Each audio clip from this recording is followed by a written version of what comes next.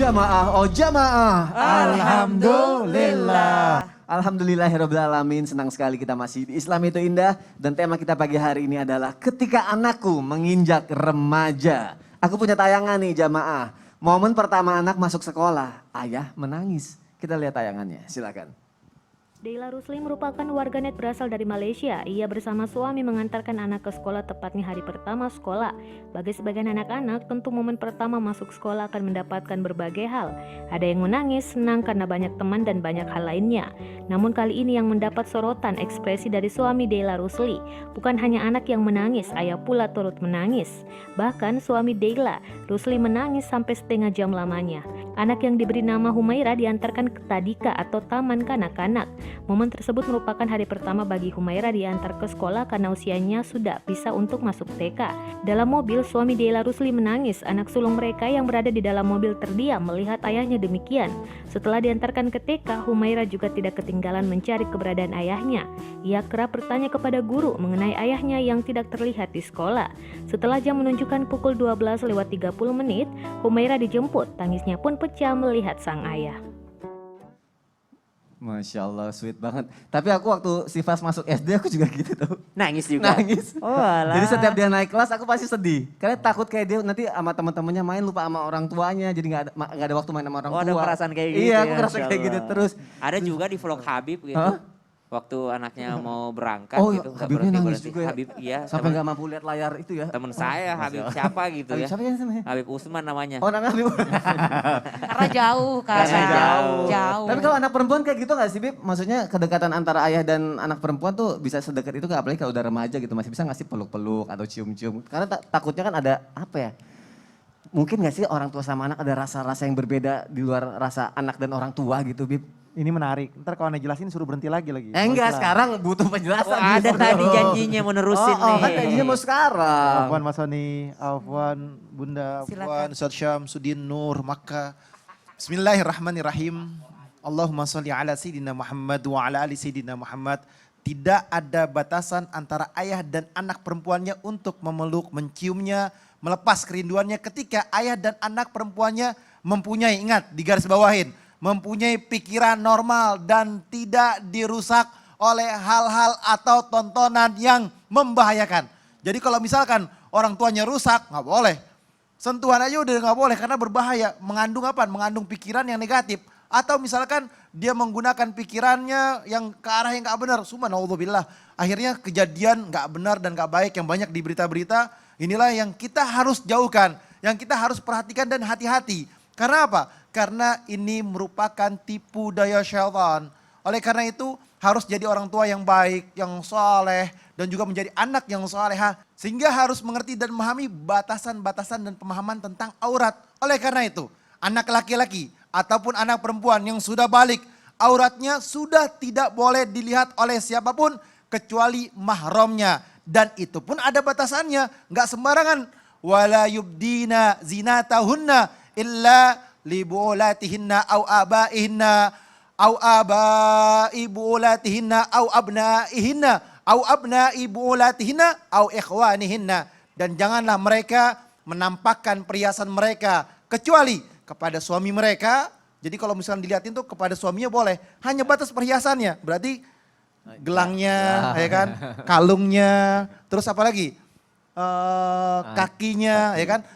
Antingnya, itu batasan mereka kecuali kepada suami mereka. Kalau suami mah bebas, atau ayah mereka, masuk di sini ayah mereka atau ayah suami mereka atau putra-putra mereka atau putra-putra suami mereka atau saudara-saudara mereka atau putra saudara-saudara mereka, yakni laki-laki mereka atau perempuannya atau putra-putra saudara perempuannya mereka atau wanita-wanita yang Islam.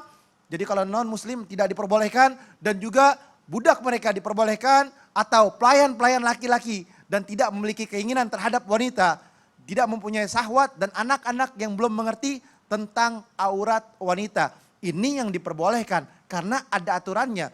Kalau misalkan kita lihat tadi contoh di awal yang saya jelaskan Rasulullah Nabi, ya kan, mencintai dan menyayangi, anaknya mencintai Rasulullah karena orang tuanya dan juga karena nabinya.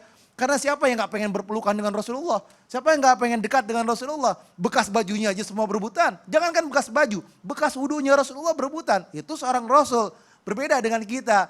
Kebanyakan apa? Kebanyakan dari kita adalah yang dimana melihat tontonan, melihat penglihatan kita, dan juga akhirnya menimbulkan syaitan yang mengganggu pemikiran kita. Sehingga menjadi fatal. Ini yang tidak diperbolehkan.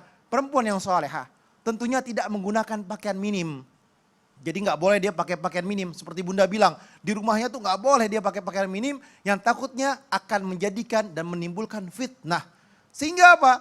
Sehingga timbullah daripada bisikan syaitan, mengandung daripada syahwatnya, akhirnya menimbulkan hal yang tidak-tidak. Akhirnya masuk berita, bapak sama anak, ya kan? Summa naudzubillah, ya kan? Anak sama ibunya, summa naudzubillah. Oleh karena itu, ajak orang tua kita, anak kita, keluarga kita, gu anfusakum wa ahlikum nara, dari api nerakanya Allah Subhanahu wa taala. Untuk apa? Untuk menjaga, membentengin nih. Dengan cara apa? Menuntut ilmunya Allah. Hadir ke majelis ta'lim, biar tahu ini yang nggak boleh, ini yang halal, ini yang haram, ini yang harus dijaga. Dan ini yang harus diperhatikan. Masya Aurat Allah. itu bisa membahayakan kalau dia tidak mengerti dan paham. Masya Allah, terima kasih Apalagi Habib. sembarangan pakaiannya. Nah itu dia. Apalagi pakaiannya nggak benar. Itu dia. Apalagi pakaiannya itu Aduh. sejengkal dari mana nih? Dari dengkul. Ya, oh, iya. 3 jengkal. Dua, tiga, dua. Ada apa lagi lagi nggak kan ya? Tunggu dulu, ada hutangnya tadi, kisahnya lanjutannya. Iya. Kisahnya gimana tadi Bib? Jadi Rasulullah ketemu dengan Sayyidatina Fatimah. Iya, dia pelukan, dia cium pipi kanan, pipi kiri, cium keningnya karena senang. Masya Allah. Bertemu dengan anaknya. Anaknya sendiri. Itu boleh cium pipi kanan, pipi kiri, cium jidatnya. Itu Rasulullah, bapak kandungnya, Nabi. Ya kan, yang gak mempunyai rasa syahwat terhadap anaknya. Masya Kalau Allah. bapaknya gak benar, tontonannya gak benar, Aduh, kelihatannya gak benar. berarti benar. orang tua tuh wajib mencontohkan yang baik-baik sama Nah, anaknya. harus bisa menjaga. Dan tontonannya nonton Islam itu indah, makanya Masya Allah belajar karena banyak ini pagi udah hari akhir ini. zaman. Nah, uzubillah. Ini yang berbahaya. Iya, semoga tidak Nah, terjadi. inilah yang nggak Udah benar. Bib, giliran aku sekarang. Ya Allah, aku gak ngomong-ngomong dari tadi nih. Makasih Habib ya untuk penjelasannya Habib ya. Jamaah juga insya Allah pasti pahamnya dengan pelajaran kita pada pagi hari ini ya. Namanya orang tua kan pasti mau ngasih yang Nah, terbaik. ente kan jadi orang enggak, aku sekarang. Namanya orang tua mau ngasih yang terbaik buat anak, apalagi urusan nafkah ya. Kewajiban ya Ustadz Syam ya. Siap. Orang tua ngasih nafkah ke anak, anak kan juga belum bisa nyari uang sendiri. Tapi sampai kapan tuh orang tua ngasih nafkah ke anaknya? Ada batasan umur khususnya nggak sih Ustadz Syam? Mohon penjelasannya Ustadz Syam, Baik, silakan. Bismillahirrahmanirrahim. Tabe guruku Habib Utsman, Bunda Tafadhol, Tuti, Syam, Mas Sudin, Soni, Nur, serta guru-guru kami yang dimuliakan Allah Subhanahu wa taala. Bismillahirrahmanirrahim. Alhamdulillahirabbil alamin. Allahumma shalli ala sayyidina Muhammad wa ala ali sayyidina Muhammad. Masya Allah, dalam Al-Quran disebutkan wa alal mauludi lahu rizquhunna wa kiswatuhunna bil ma'ruf. Dan juga dibebankan secara syar'i kepada orang tua untuk memberikan nafkah secara ma'ruf kepada anak-anaknya. Pakaiannya, tempat tinggalnya, makanannya, nafkah pendidikannya, nafkah kasih sayangnya itu adalah diwajibkan bagi orang tua kepada anaknya. Apa alasan orang tua wajib menafkahi anak? Karena anak belum mampu untuk menafkahi dirinya sendiri, ya. Jadi alasannya karena anak belum mampu untuk menafkahi dirinya sendiri. Jadi kalau ditanya sampai kapan? Sampai dia mampu menafkahi dirinya sendiri. Jadi kalau udah mampu menafkahi dirinya sendiri, insya Allah lepas kewajiban daripada orang tua. Nah, mampunya ini kapan nih? Umurnya nih kapan nih? Iya, batasannya. Soalnya kalau kita bicara umur, ada anak yang memang terlahir kaya. Anak sultan ya. Misal nih ya, orang tuanya orang biasa. Ya. Orang tuanya orang biasa, tiba-tiba anaknya viral di sosmed. Ya. Dapat undangan kemana-mana, dapat endorsement, dapat penghasilan sendiri karena anaknya. Bukan eksploitasi anak, bukan. Ya. Tapi memang rezekinya anak ini memang berprestasi luar biasa. Akhirnya dihargai dengan harga yang tinggi gitu ya. Ya. Dengan kelebihan yang dia miliki dari Allah Subhanahu wa taala.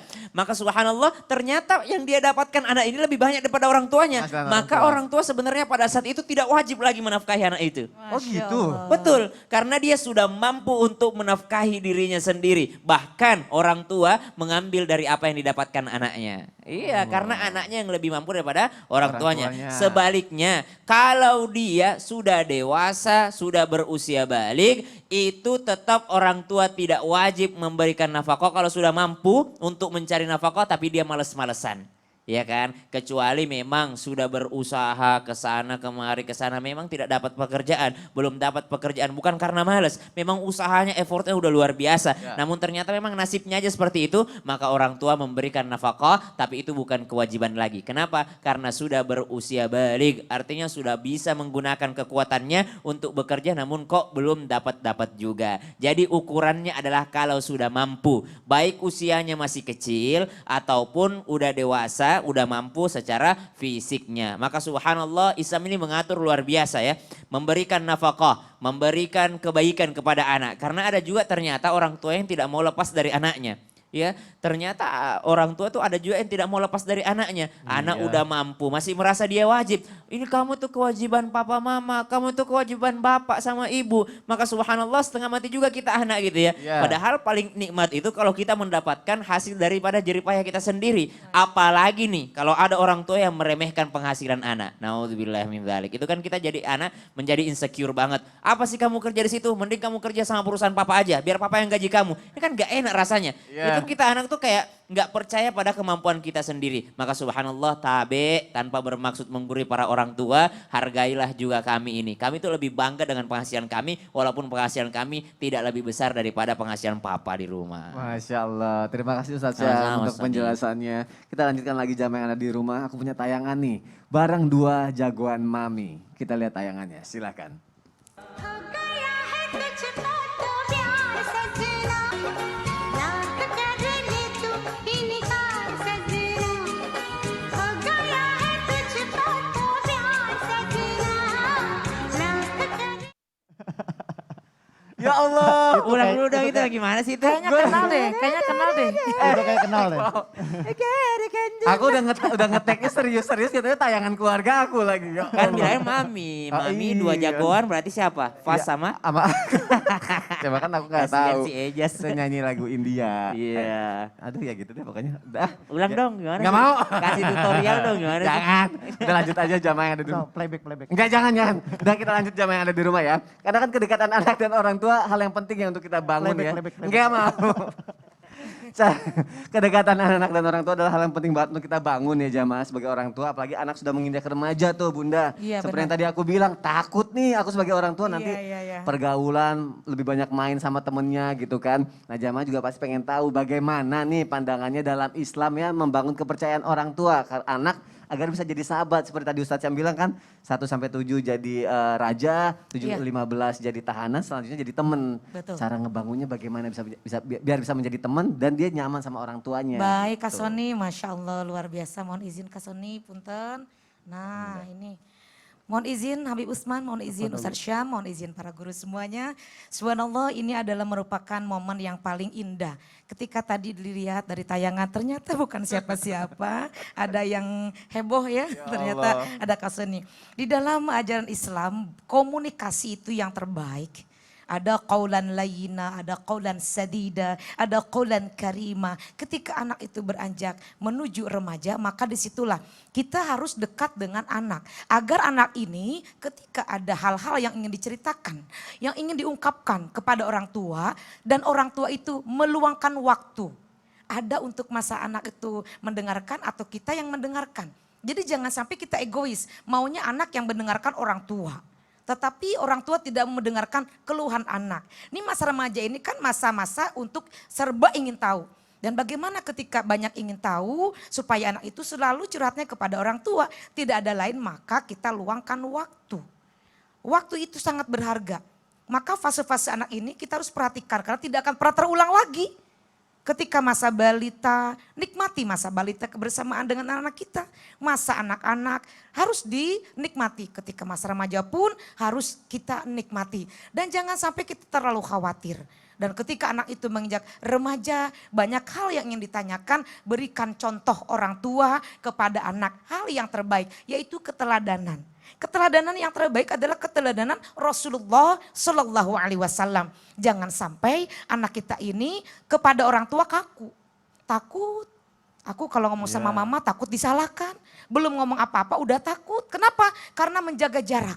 Ya ini jangan sampai di dalam keluarga ini ada jarak dengan anak orang tua itu. Jadi kalau misalkan anak sedang masa remaja menimbulkan ada sedikit menyimpang atau ada pembantahan gitu ya, udah mulai kelihatan agak berbohong, tidak mau mendengarkan nasihat orang tua. Nah, bagaimana caranya? Orang tua, ibu dan ayah harus diskusi. Jangan mama, itu urusan mamanya. Kumaha mama, bapak itu anak teh sudah mau remaja. Bagaimana papa?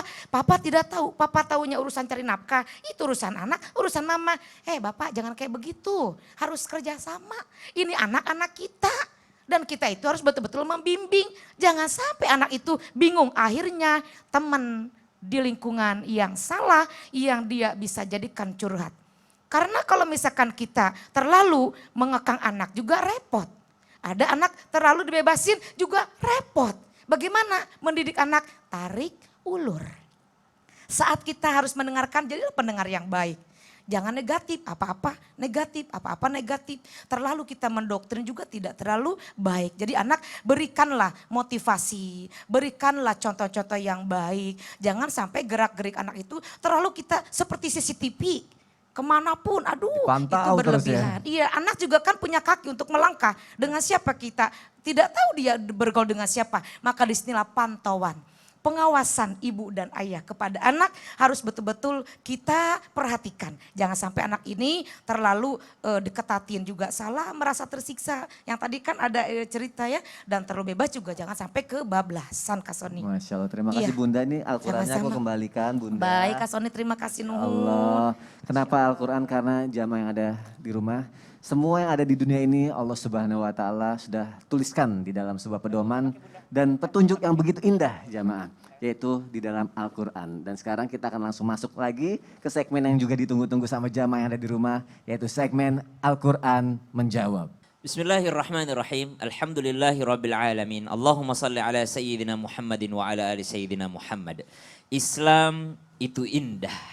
Urusan pendidikan anak sampai urusan beribadah, urusan kita berhubungan dengan Allah Subhanahu wa taala, maka itu semua sudah diatur dalam Al-Qur'an. Bahkan Al-Qur'an begitu indahnya mengajarkan dengan memberikan contoh kisah-kisah.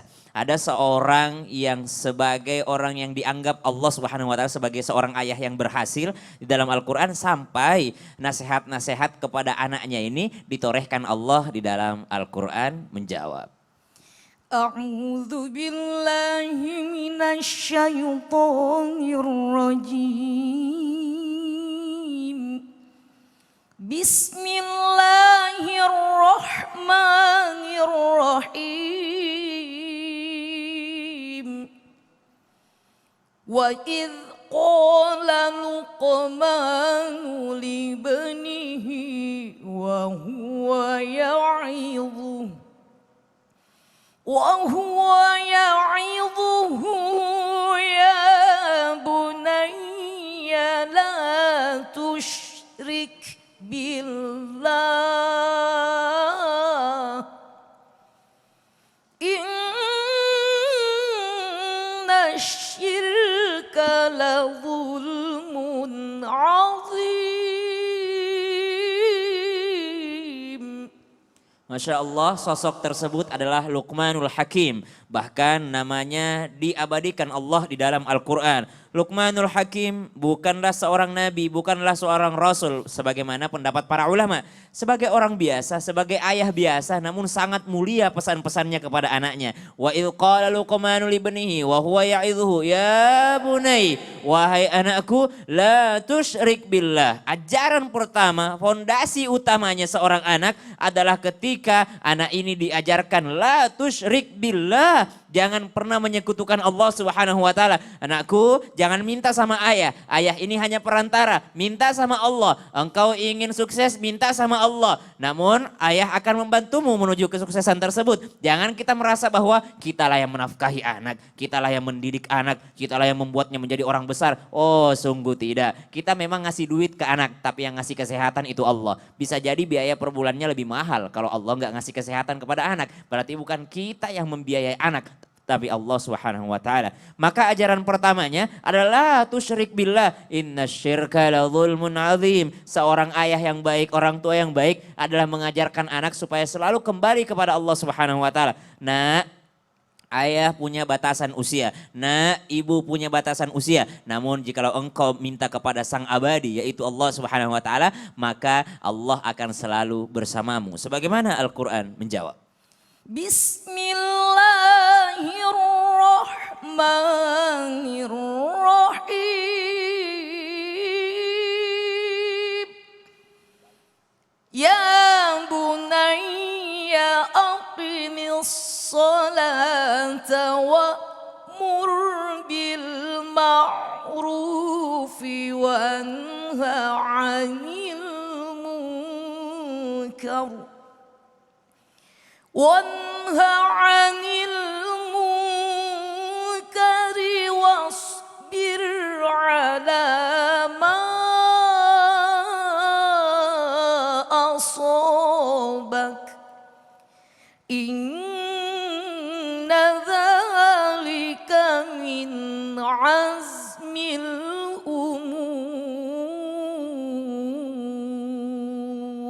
Ya bunayya aqimis salah. Jadi bukan hanya untuk mengajarkan akidah kepada anak-anak. Maka Luqmanul Hakim juga mengajarkan, wahai anakku aqimis salah, dirikanlah salat. Artinya jaga Allah, jaga apa yang diwajibkan Allah Subhanahu wa taala. Bukan hanya akhlak yang diperbaiki. Kan banyak juga teman-teman yang mengatakan, oh lebih baik hatinya dulu Ustaz, baru dihijabin rambutnya, dihijabin dulu hatinya. Atau lebih baik sifat kita diperbaiki sebelum salatnya. Buat apa salat kalau munafik? Subhanallah. Salat itulah yang utama. Ya bunayya aqimis salat. Dirikan salat. Artinya yang menyambung kita kepada Allah Subhanahu wa taala, anakku, adalah salat. Kenapa? Karena ternyata dalam sehari ini kita sangat membutuhkan salat. Ada salat subuh ke zuhur itu waktunya lama. Makanya di tengah-tengah ada salat duha, ya. Dari isya ke subuh itu waktunya panjang. Makanya di tengah-tengahnya ada salat tahajud. Kenapa? Supaya kita tidak pernah terlepas hubungan kita dari Allah Subhanahu wa taala. Wa'mur bil ma'ruf, dan anakku, ajaklah teman-temanmu untuk berbuat kebaikan. Jadi jangan mau masuk surga sendirian, ya udahlah biarlah dia seperti itu. Tapi mengajak, bukan menjelekkan orang. Karena banyak juga teman-teman kalau udah hijrah, merasa udah taubat, teman-temannya jadi buruk semua, enggak kayak gitu. Jadi kita mengajak, mengundang, namanya undangannya harus baik-baik. Masa undangan nyalahin orang? Maka subhanallah, wasbir ala ma asabak, dan juga bersabarlah anakku atas segala yang menimpamu. Ini adalah pesan yang luar biasa. Silahkan jamaah dibuka di dalam surah Luqman, ambil pelajaran yang penting dalamnya, karena salah satu ayah yang terbaik itu dalam Al-Quran disebutkan namanya adalah Luqman. Insya Allah, Allahumma arhamna bil Quran. Jamaah jangan kemana-mana, insya Allah setelah ini masih ada lagi, karena pertanyaan banyak nih yang datang nih. Insya Allah kita akan menjawabnya lagi bersama dengan guru kita Habib Utsman, Bunda Tuti. Insya Allah kita akan menjawab pertanyaan dari jamaah. Jadi jangan kemana-mana, tetap di Islam itu Indah. Jamaah, oh jamaah, alhamdulillah.